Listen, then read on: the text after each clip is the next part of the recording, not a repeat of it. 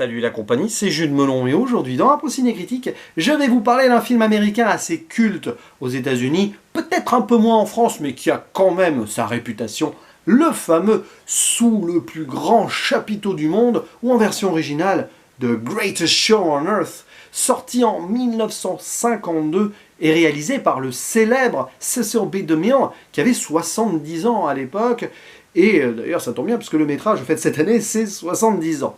Au casting, Charlton Heston pour l'un de ses premiers grands rôles. Il retrouvera d'ailleurs le metteur en scène peu de temps après pour son ultime brûlot, Les 10 Commandements. Nous avons aussi Betty Hutton, Cornette Wilde, Gloria Graham, mais surtout James Stewart, qui sera maquillé du début à la fin puisqu'il joue un clown. Et donc il s'agit d'un film de spectacle, mais avec quelques intrigues amoureuses et autres, qui va suivre donc un cirque le temps de quelques semaines. Celui-ci est en danger. Problème de budget, les investisseurs préviennent le propriétaire, joué par Charlton Heston, qu'ils ne pourront pas faire la tournée habituelle, donc zapper certaines villes.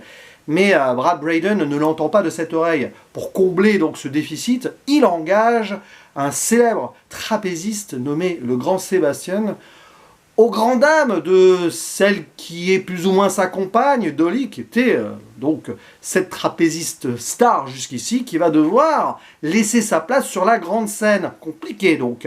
Rajouter à cela donc un clown qui a visiblement un passé trouble, un dompteur qui a... Bref, j'en dis pas plus. Une autre dame qui va aussi s'intéresser au patron et au trapéziste. Vous avez ici potentiellement un triangle, voire un carré, même peut-être un pentagone amoureux qui va s'installer, et quelques malfrats qui traînent autour du cirque aussi pour arnaquer les visiteurs et tirer profit du problème financier global. Et donc on va vivre cette petite vie façon vraiment grand spectacle, d'où le titre, The Greatest Show on Earth, accompagné souvent d'une narration elle-même gérée par Cecil B. DeMille. Il me semble que c'est lui qui est en mode grandiloquent, lyrique, pour mettre en avant son œuvre. Il avait un petit ego, je crois, le monsieur, et rendre les choses encore plus fortes. Et forcément, ça se comprend qu'aux États-Unis, ce fut vraiment un métrage qui a fonctionné. Alors, je ne sais pas s'il a laissé une postérité ultime, il a quand même eu l'Oscar, mais si je le vois ici, au-delà de ses 70 ans, c'est pour une raison très simple. Vous n'êtes pas sans savoir que début 2023, bon les Américains l'auront avant, un nouveau Spielberg va sortir, de Fabelmans. Et de ce que j'ai compris, ce brûlot, donc The Greatest Show on Earth, va être référencé directement, puisque c'est le premier film que Steven Spielberg a vu au cinéma, et donc même le premier film tout court. Son père l'a amené alors qu'il avait quoi, 5-6 ans, et bam, il est tombé amoureux, peut-être pas du métrage en lui-même, mais du média cinématographique, et forcément j'avais envie de voir, donc sous le plus grand chapiteau du monde, avec les yeux de Spielberg, même si maintenant je suis un adulte, et clairement, sans en dire plus, oui, on sent que le monsieur grand réalisateur du XXe siècle, entre autres, début XXIe quand même aussi, a eu un choc visuel avec ce brûlot. Notamment le personnage Brad Braden, donc interprété par Charlton Heston, qui arrive de dos au début, veste en cuir, chapeau sur la tête. Indiana Jones, déjà dans la personnification. Est-ce que c'est volontaire ou pas, subconscient ou non? Mais là, on sent l'hommage. Il y a aussi une histoire de train vers la fin, sur laquelle je ne dirai pas plus, qui a vraiment donné envie à Spielberg de faire ses premières mises en scène avec ses premières caméras Super 8. Donc, oui, rien que pour cela, pour cette postérité, c'est un film qu'il faut voir, d'autant plus qu'il est sympathique. Il est peut-être un peu long, un peu à l'ancienne, old school, il y a des trucs qui ont très mal vieilli, notamment la représentation des femmes, qui sont un peu en mode objet et qui n'existent que par amour ou par ambition. Mais c'est une belle fable, j'ai envie de dire, assez réaliste d'un monde du cirque qui était sur le déclin de toute façon à l'époque, commençait à être remplacé par la télé dans les domiciles ou le cinéma justement, voilà. Donc la survie difficile d'un monde de spectacle qui va de toute façon plus ou moins prendre du recul. Après moi je ne suis pas un grand fan du cirque. Bon, évidemment, on a des animaux, là, maintenant, c'est sûr que là-dessus, sur le propos, c'est plus trop d'actualité, même si, là, on voit que les bébêtes sont plutôt bien traitées, au début, il prend soin de son singe, de l'éléphant, ok. Mais bon, c'est surtout les femmes et les hommes qui y travaillent, là, et leurs relations, les intrigues, qui vont en faire de ce film quelque chose d'assez marquant. Et Cécile B. 2000 n'oublie pas aussi de nous montrer l'envers du décor, comment on monte le chapiteau, comment on le démonte, pas d'une ville en ville. Donc le respect des techniciens qui travaillent derrière aussi, de ceux qui font le métier, hein, dompteurs, trapézistes, clowns, tout ça. Donc il y a un amour, je pense, de la part du metteur en scène envers cet art, peut-être avec lequel il a grandi, hein, forcément. Donc ça fonctionne. Puis on a des acteurs, actrices qui sont plutôt bons. Évidemment, Charlton Heston, il fait le boulot, c'est pas non plus le plus marquant du film, je trouve.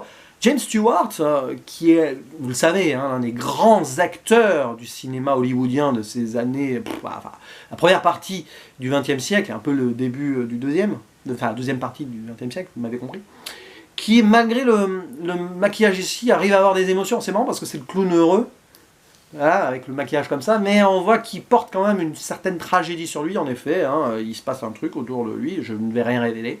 Donc passionnant. Betty Hutton aussi, plein de dynamisme, tout ça. Bon, évidemment, les figures imposées et artistiques que l'on voit sont faites par des doublures, y compris pour le trapéziste.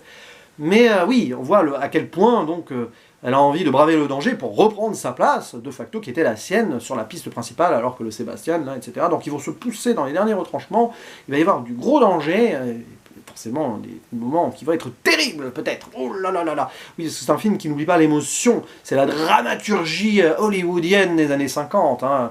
Idée de grandeur, c'est du Cécile B. 2000, avant. Donc, les 10 commandements qui sera son sommet, son adieu au cinéma. Donc oui, c'est un film qui là-dessus fonctionne très bien, avec beaucoup de figurants. Je pense qu'il y a des gens qui travaillaient vraiment dans le cirque, qui ont été engagés pour faire des troisième, voire second rôles. Je ne sais pas, mais j'imagine, parce que...